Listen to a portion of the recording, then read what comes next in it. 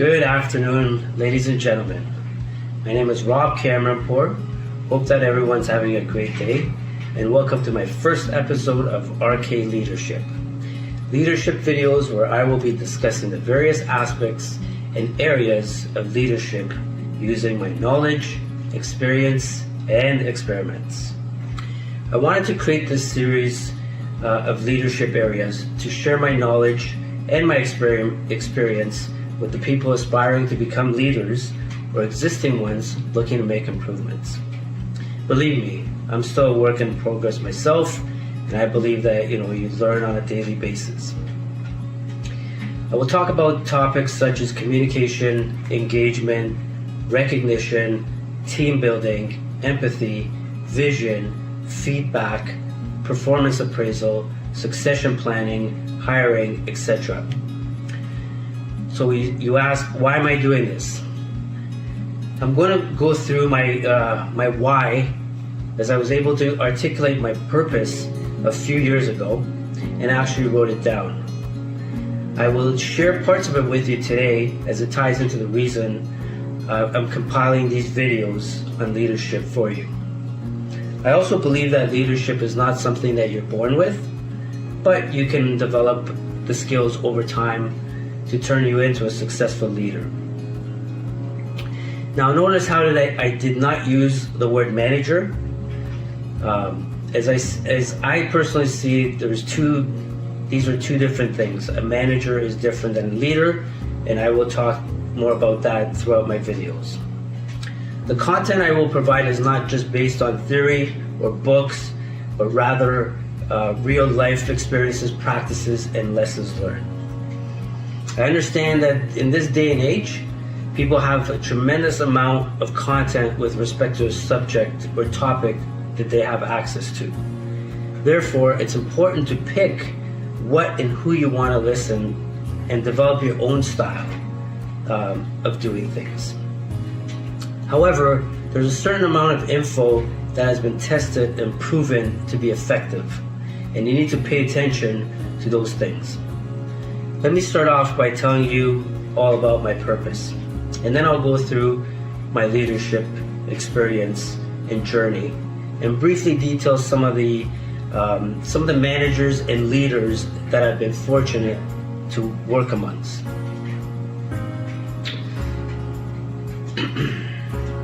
So in this part, I'm going to talk to you about my purpose. My purpose in life is to help people. My passions are leadership and entrepreneurship. My passions allow me to help people, which fulfills my purpose. I want to make a difference in people's lives. I want to elevate people and help them succeed in their careers and personal lives. Helping people succeed and become happy are the greatest satisfaction and reward that I can achieve. This gives me a true sense of fulfillment in life and in other areas. Leadership is not about yourself. It's not about climbing the corporate ladder. Leadership is about how you impact and change people's lives and careers in a positive way. Whose careers have you elevated? What impact have you had on someone's career or life? Who have you helped succeed and grow? I want to progress and grow every day as a leader myself. I want to empower people to become successful and achieve their goals. As a leader, I want to ensure that people go home to their families feeling good, so that they can transfer that positive energy and share their success with their loved ones, with their kids, and share that happiness with them as well. I want them to feel proud of what they're doing and what they've accomplished, so that they can make their kids and their spouses and loved ones proud as well. I'm hoping that these videos will help you, and I would greatly appreciate your feedback, your comments, any suggestions that you may have, or topics that you want me to focus more on or discuss. All right. So at this stage, I'm going to walk through my journey in terms of who Rob is, as some of you might be wondering. So here's a little story here's a part of the story, a short highlight of who I am. So my parents immigrated here in Canada back in 1987 from Iran during the war. My parents were both principals back home, and they were very strict, as you can imagine. And I had a very strict upbringing as well. I was shy around some people at times, but I was also a troublemaker in early years of my school. And in our culture, a lot of parents would force their kids to become doctors, engineers, or in some cases, lawyers. However, I really enjoyed, taking electronics apart and pretending I knew how to fix them. So, eventually I was more drawn into the engineering side, and I was a very curious kid as well. And even till today, I'm very curious, and that's why I enjoy learning new things. And I also love playing sports. My favorite sports are hockey and baseball.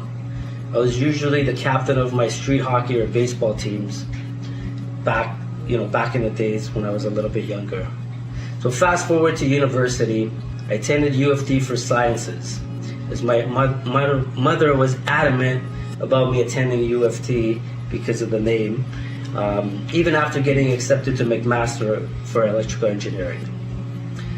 I didn't take studying seriously while I was at U of T, and after a couple years, my GPA was about 0.27.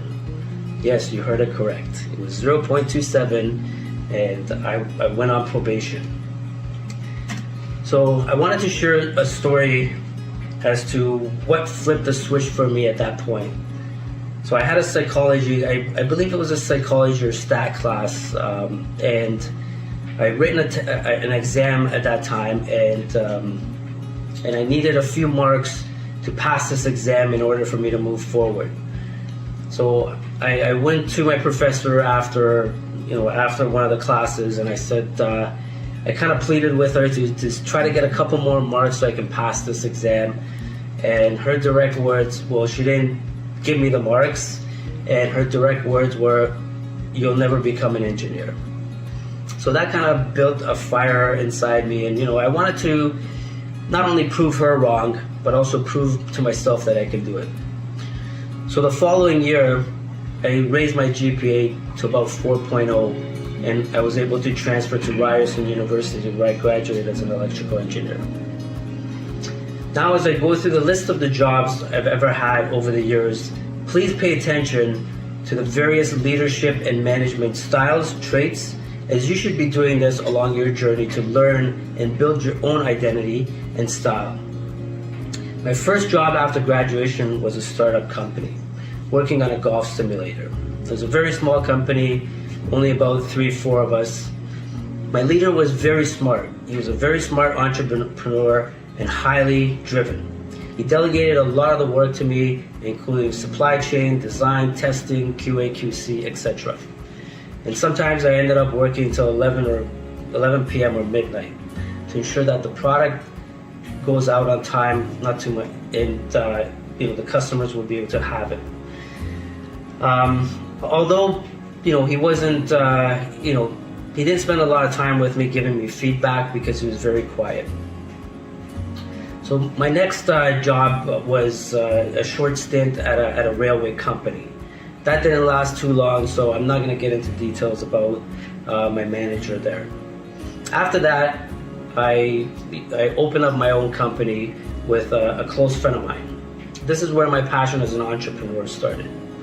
I had an idea and I had a vision where I wanted to take the company. At our first job, we earned and we made $250. And we scaled that to $100K in 7 months, hiring 6 additional resources to work on larger projects, which I led. And we had a $3 million opportunity overseas, which I declined. That's a story for another video. But I soon learned that friendship and businesses don't work well together. And it might work for some people, but very rarely. So be careful of that. My next job was I got hired as a technical sales engineer to provide support. Engineering support. My manager at the time saw that I had potential and asked me to try sales. He said I had the right attitude and challenged me. In that job, I learned how to communicate with customers, get over my fears of cold calls and rejection, and took advice from various leaders in various manufacturing companies. And that was my listening skills. As they said, mix your engineering degree with a business degree. So again, worked there for 2.5 years, and came up upon applying for a utility company that I wanted to get into. So I worked in this utility company for 13 years as a project planner, taking on 20 projects, taking initiative, always looking for opportunities to improve processes, etc. Developed procedures, templates to help my team, as well as trying to make improvements as we go along. So again, I came across an opportunity where I saw a risk management. We had a gap in risk management, and we didn't have a proper process or identifying risk and mitigation plans, etc. So I took upon myself to go and tell my manager, look, I want to take this initiative. I want to create a risk management, I want to incorporate risk management into the planning that we're doing for projects, because I'm seeing a lot of these risks that we're not identifying, or we're not discussing, or we're not mitigating. And his answer was, don't worry about it. No, leave that to the professionals or someone else. And that got outsourced to a consulting company. And I also went on my own, and I did a risk management course. And after that, after assessing what the consultant gave us, which was a document with a few pages that they charged millions of dollars for, it was something that I could have put together myself. But again, I want to show, and I want you guys to understand the leadership style and the management style, and not listening to your own team. Again, I will go into further details in my other videos, and how important it is to identify potential for improvement and listening to your team for that. So I got an opportunity to do a rotation in another group after a year and a bit. So went there. I loved the work. I was doing planning work in our asset management department, and the manager there really liked me. He was very hands-off. He let me kind of grow, and he just supported me from the back. And he just gave me the work, and he said whatever support I needed, I'd go to him. He would sit in meetings with me, super calm guy, and he helped me progress and grow. So as my rotation was ending, he offered me a full-time position. I wanted to accept it. However, my manager from my original group declined this and sent him an email stating that he wanted me back because I was taking care of a lot of projects against my will, and without me knowing that this email was sent. However, the manager in this place, in the asset management division, actually let me see that email. So as I built a close relationship with them, because again, I was doing a lot of work helping them out, and I found that to be very discouraging, and it killed my motivation a bit. But again, I went there, having to prove to myself that I could do this work, move forward, just put this behind you, and there'll be other opportunities. And this just creates more frustration, disappointment, and sometimes for some people it'll create resentment, which you don't want from your employees. And my original manager was, he had, this individual had an ego, very little feedback, no recognition, no FaceTime with staff. And again, these are important, as I'll talk about these in further detail in my future videos.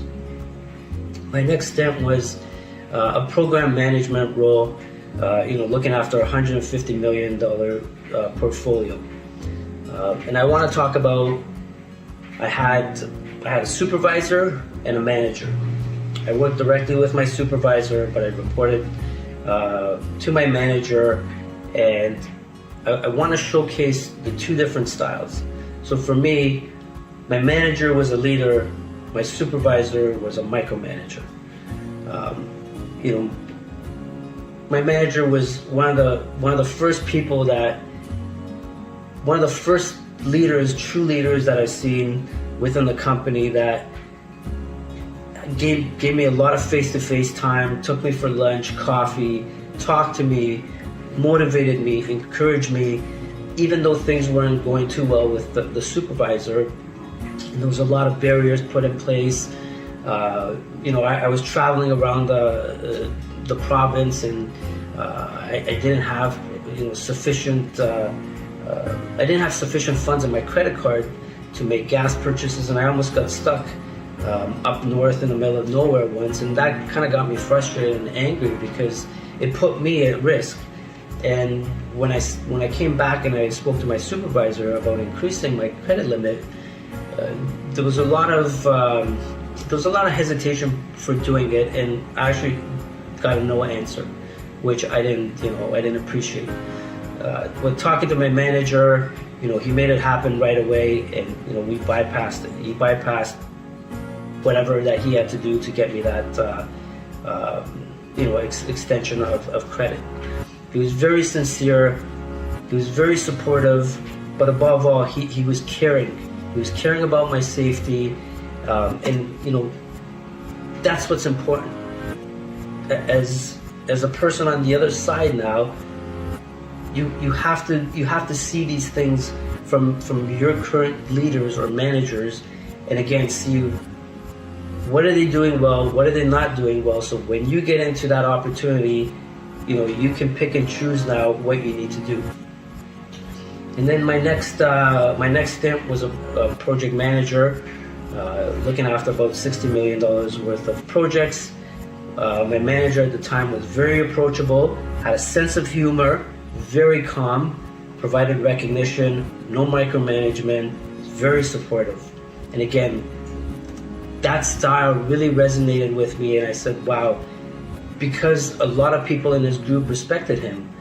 And I saw that, and I said, that's very important to have. These are the traits that you want to have as a leader, right? It's important to take care of your employees. And again, I'll get into this further in my videos, and I'll go into more detail with it. So my first leadership role was in a standards group looking after 20 plus employees, and in that role, it was, I don't want to say I was scared, but I've never been in an official leadership position in a company, in an organization, so it was very new to me. And you don't get an instruction manual or training prior to, and that's something I spoke to my leaders about afterwards, that training should be provided prior to you getting into a leadership role versus after you're in the role already. So the first thing I did is get to know my employees. I sat down with them one-on-one. I created a questionnaire kind of document, and I talked to them about how things were going, what the gaps were, what they liked, what they didn't like, and what they want to see more of. And I will post some of those questionnaires on some of my sites, my social media sites, for you guys to have samples of. So a couple of things I looked at was, productivity savings. How can we save some money for the company? How can we boost engagement? how can we conduct more team building activities. So I focused on those as a part of recognition and engagement. I developed my own things, again learning some from previous managers and leaders, but also developing some of the initiatives on my own.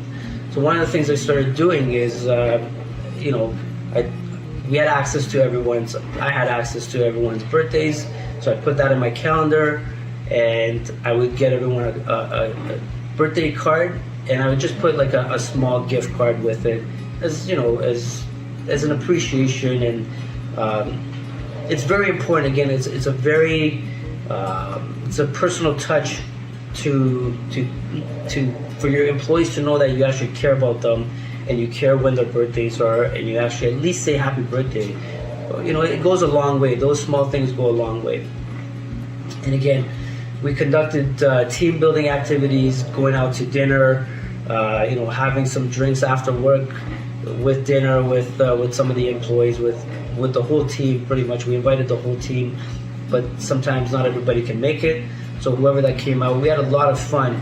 And again, remember, as a leader, you have to be part of that. You cannot just set something up and not show up. So you got to make sure you dedicate your time and spend that with your team. And again, one thing I learned in this role that was super critical and crucial for me, and I've been using it ever since that role, was before I came in, I was warned about a certain individual that, from a perception perspective, they weren't engaged. They were showing up late to work, and they were painted as a bad employee from certain people in the company.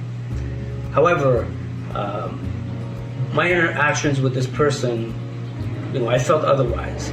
So for me, it was very important to understand, what was going on, why this person was perceived by others to be a bad employee, where I've seen them go above and beyond.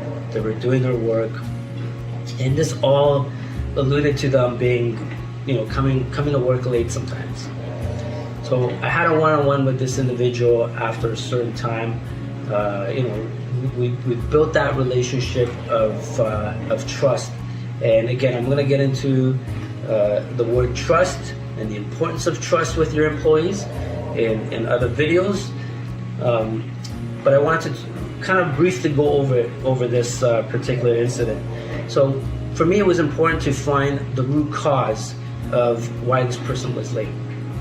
So after building that trust and being able to have an open dialogue with the person, this individual was able to share something very personal with me, and I now found the root cause of why this was happening, and it was very legit.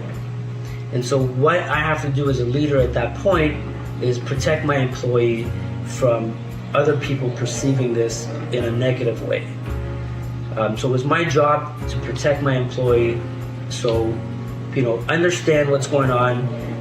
It's not for you to share with anyone else on the team, because it's none of anyone else's business. As long as you know what's going on between you and that employee, no one else needs to know. And, it was justifiable, and I could go up to my superiors and justify, that this employee was in fact not a bad employee, but there was underlying issues that needed to be addressed. So again, I will talk about that and the importance of that as a leader. So I call that the bad employee versus reality. I also created 3 supervisory roles to help employees develop leadership skills. So again, we had an opportunity. It was a big group. We wanted to kind of, the group was already divided out, but there was a lack of that leadership on top. And instead of me, looking after everyone, I could have built a layer so I could also teach that leadership and pass that leadership skills to, future leaders of this company. And I went up against some resistance, but again, I was able to put a good business case together, put a strategy, and justify the reasons, and I got approval from my leader, and I was able to make this happen, and it actually worked out really well. And they are still leaders in the company at this time. So I want to also talk about, my leader at the time, the individual that was leading me, did a fantastic job in terms of communication. I learned a lot of communication, and this individual was very caring. Talked to me on a regular basis to see how things were going, making sure that everything was going well. And again, the caring part, I actually learned from this individual, and it helped me a lot. Again, in my future roles as a leader. And again, we took a lot of initiative. The productivity, savings, innovation and creativity is super, super important wherever you are.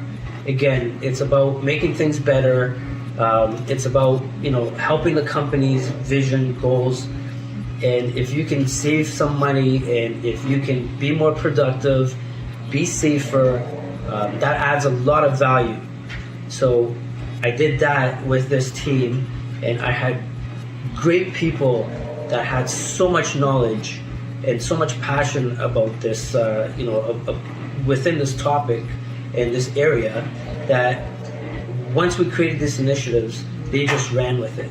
And our group got tapped on the shoulder by the vice president of the department, of the organization, saying, okay, here's some of the initiative that I want you guys to look after, because they saw how engaged my team was.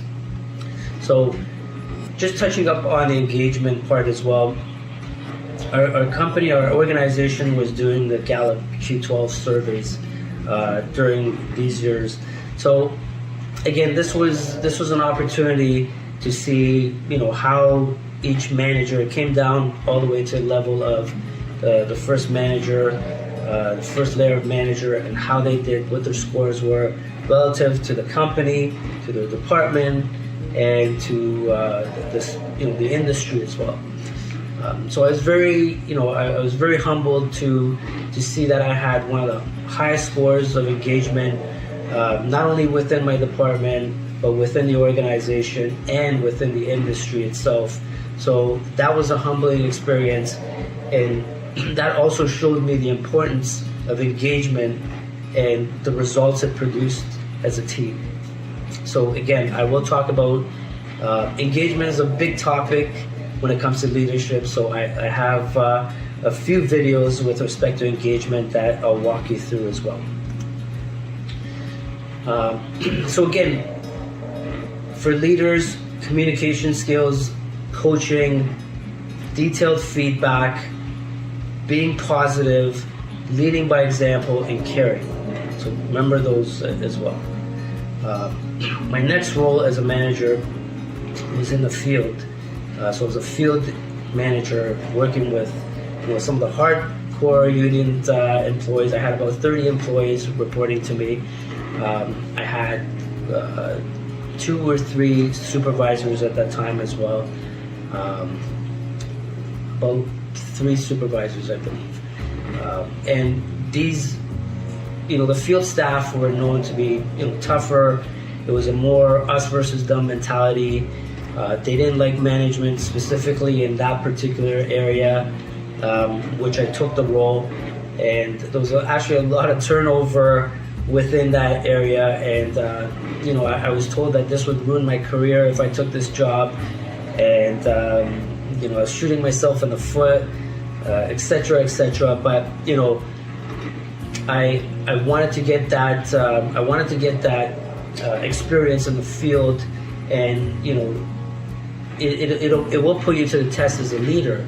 And if you don't have tough skin, it will break you. People can break you in any place that you go to. If you have bad apples in your group, on your team, Some people will try to break you, so you have to be very, you become very resilient when working with these kind of folks. So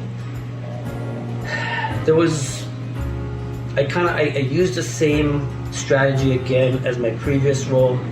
I sat down with every single individual on the team, and I had, again, the questionnaire, going through some different questions this time that I created. And it was an eye-opening, experiment, because, I saw that, I heard where the major gaps were here, and management wasn't trusted because there was no feedback, there was no FaceTime with them, very little communication, no transparency. So there was a lot of resentment towards, towards management for that reason. So again, there was a lot of gaps, there was a lot of trends, there was a lot of opportunities, issues, and again, no trust, no respect, not listening to their concerns, lack of training, lack of tools, etc. So it was critical for me to first start building trust, listening to them and being their voice, standing up for them, and walk the talk. And again, in this role, the person I reported to at the time, again, my interpretation of this individual as a leader was that he wasn't a people's person, and a lot of people there didn't have respect for this individual, and it spoke volumes. And you can tell from certain things why people didn't have respect, and it showcased. And people see you, and you can say one thing in front of them, but your actions are the most important things. You have to walk the talk. It's so important, it's so crucial. That's how you build trust. If you don't walk the talk, people will, listen to you a couple times, but once your actions are different, they'll stop paying attention, they'll stop respecting you, they'll stop, following you, and they'll just do their own thing. They'll be totally disengaged, totally demotivated. So again, that's important. So one of the individuals in this group was highly technical. This individual, started beginning. They weren't following the safety rules that they had to adhere to, and they were bitter and angry about the past. And this individual wanted to become a supervisor, a leader in their shop, but they weren't given the opportunity because of their attitude. So again, it took a while for me to kind of build that rapport with them. And one day I was at a station, inside of a station with this individual, and I said, look, and we started to kind of build that relationship. As it was very difficult, I tell you, but it takes time. Things take time. But I was very open and honest with them to say, look, if you want to continue being an asshole, you're not going to get that opportunity to become a supervisor. But if you start making some changes, I promise that I'll give you a shot at becoming that supervisor. So after that day, I don't know what happened, something clicked in there, but things started to change. He started becoming, safer. He was following the safety protocols.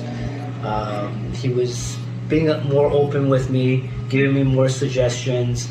And down the road, there was a vacancy that came up within his shop for that supervisory role. And believe it or not, he actually did very well on the interview process and the presentation, and he got the role.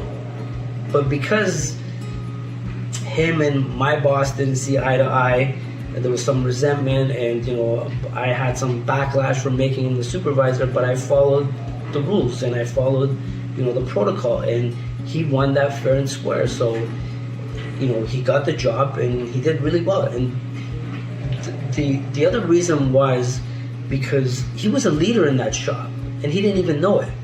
people followed him, people listened to him, they liked him. He was the most experienced person there, and he had a lot of good suggestions for making improvements. But his all his requests fell on deaf ears, and you cannot do that. Again, this goes back to listening. It's the most important part of communication. So again, that's another takeaway from that. The other one was going back. Another example from this position, which I want to touch on, is, and again, these are important because I think these stories will help resonate with some people and maybe give them that aha moment. So I had two individuals that were started making mistakes, weren't too engaged. They seemed off, and the first thing I would get is discipline. They're not doing well, blah blah blah. Go down the road of discipline without actually finding out what the real cause is. Again, if you listen to what I said earlier, for me it was important to find the root cause of these issues. So one of the individuals actually had 3 incidences within a week or a week and a half or something like that, and this was really, it was out of the ordinary, and no one has that kind of incidences. And this wasn't a junior person. They were pretty senior. Although they required some training in certain spots, this wasn't like them to kind of cause multiple incidences in that short period of time. So again, it was important to use that trust that you build with your team, and you pull them in and say, look, I pulled them in to my office and I said, look, put everything aside. What is going on? I need to know. If you want me to help you, you need to be open and honest with me, or else we're going to go down the wrong path. And there's going to be a lot of disciplinary actions coming as a result of these. So this individual, and remember, these are tough field workers that show very little emotion at all times. And this person broke down in my office. I had never seen that before. And it was a touching moment where somebody's able to share that kind of private information with you. He said, look, this is what's going on in my life right now. And you can tell that this was true because you can see what's going on in his work. And you could see that his focus wasn't there. So again, you have to understand that. That's the part of the empathy that you really need to have as a leader. If you don't have that, you'll never become a good leader. And again, that's just my opinion. But I've worked with so many people that I see that the leaders with empathy have a different connection with their employees than people who don't have that. It's about caring for your people. So instead of disciplining this individual for the 3 incidences, I said, look, you're going to take time off work as of right now, and you're going to go seek help. So they actually did that. And I kept getting calls on a regular basis while this person was away, just thanking me over and over again for helping them out. So that's very important. You need to pay attention to your people. You need to find out what root causes are. And if somebody's going down the wrong path, you have to find out why. What is that reason? So very important. You have to give your people a second chance sometimes.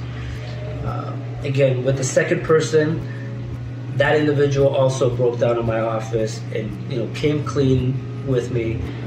And you got to remember that everybody has issues in some part of their life.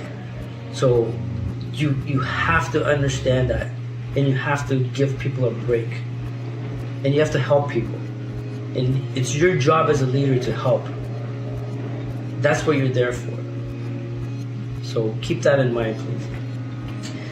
Again, in these roles, you have to be able to have the difficult conversations with people. I learned that in this role. I had to suspend an employee for what they did, multiple things that they've done over time. Again, going through the processes, understanding that, again, progressive discipline versus just discipline right away, and innovation. Again, in this role, I was able to get the team engaged enough to come up with innovative, tools, methodologies, to help, again, the organization and our line of business specifically, which helped out. And my last role in this utility company was a senior manager, again, looking after 30 employees. Some of the things I'll touch up on is development plans. Very important.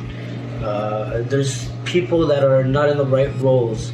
So again, you have to assess that as you come in as a leader. You step back. You look at the big picture and you say, okay, are people in the right role? It's one thing for you to see, but it's also for you to ask. Are they happy doing what they're doing? Are they challenged? So I was able to actually take a few people and switch them in various groups to get them more engaged, and that got them challenged. I challenged them more, and they enjoyed that. But that didn't happen before me asking them and kind of saying that, yeah, they're right. They've got all this potential, and it's just being wasted. They're just been put in the corner doing, very minimum kind of style of work.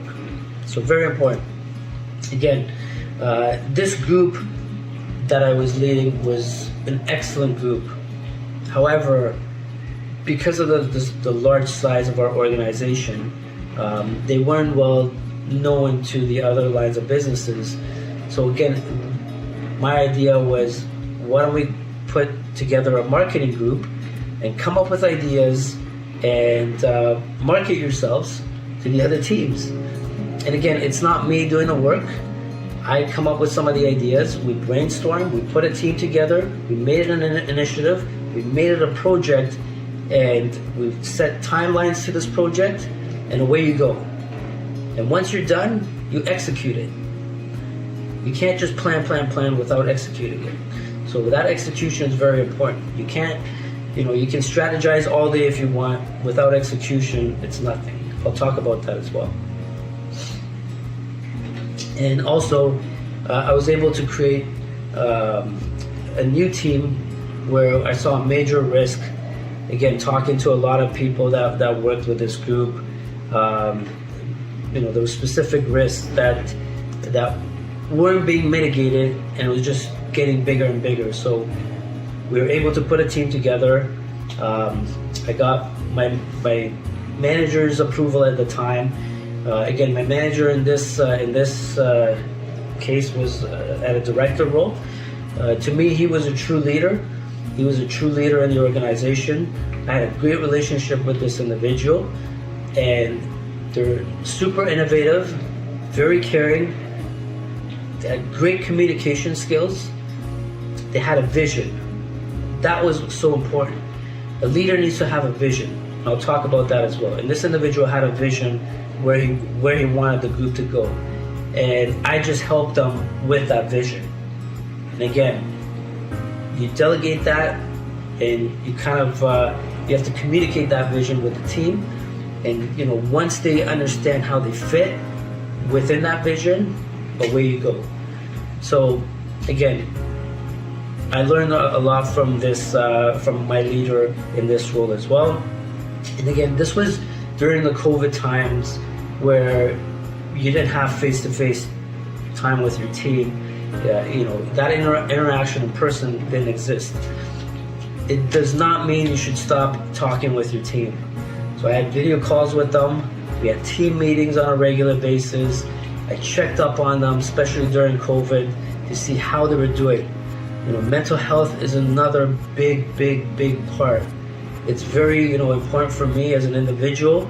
As I've dealt with mental health back, in my life, and I can relate. So it's very important. This is something I take very serious, and I talk about this with my teams wherever I go. So again, it's very important for you to check up on the health of your team. Super important. And again, innovation was critical in this role, and we were able to kind of do a lot of innovative work. As once you get the team engaged, all that stuff will come. Engagement will produce productivity, innovation. Again, I will touch upon this in great detail in my future videos, but remember that engagement is super, super, super important.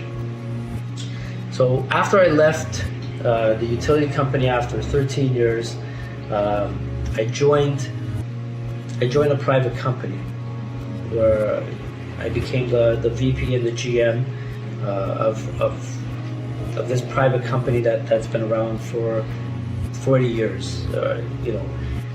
Again, what do I do the first thing when I come in? Interview the entire team, including the owners, including the management team. Looked at deficiencies. What were the gaps? What were people telling me, and what did I see? Looking at people's strengths and opportunities for improvement. It was the first time in my career that I actually had to fire 3 people by the end of that role. But again, it was an experience, and I'll talk about that in the HR portion of my episodes. So again, at that level, you're looking at more of the financial side. The estimates we were sending out could make those opportunities for improvement there. There was a lot of little gaps that needed improvement. So again, it's building those strategies now and executing those strategies and getting people involved in those strategies. One thing I'm going to talk about is creating expectations. So every role that you get into, always create those expectations up front. So I was able to, create expectations for this team, get them to have a dress code where people would come in shorts and a t-shirt. And if you're talking in front of customers, 2 customers on a regular basis, that's not very professional. And for me, you have to represent the company in a professional way, especially if you're getting in front of customers on a regular basis. And also, I was able to implement a hybrid model and have a development plan for people. And in terms of customers and making sure they're happy, I actually asked my customers for feedback with respect to my sales team and my project management team, so I can assess what they think versus what I knew, and put that together in the feedback sessions for my team.